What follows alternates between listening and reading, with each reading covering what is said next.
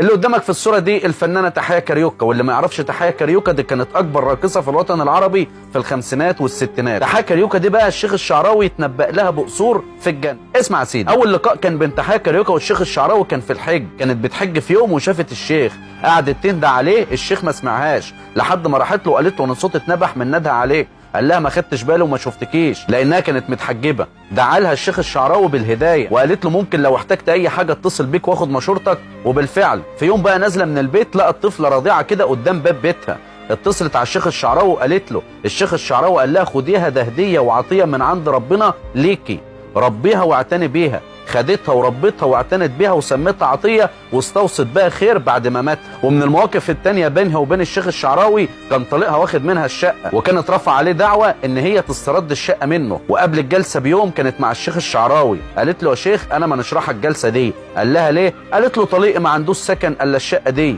ومراته وبنته معاه، لو خدت منه الشقه ديت هيتشردوا في الشوارع، فسيبها له وانا راضيه بالشقه اللي انا قاعده فيها. ساعتها بقى بكى الشيخ الشعراوي وقال لها انا بدات غير منك يا تحيه. استعجبت وقالت له لا يا شيخ.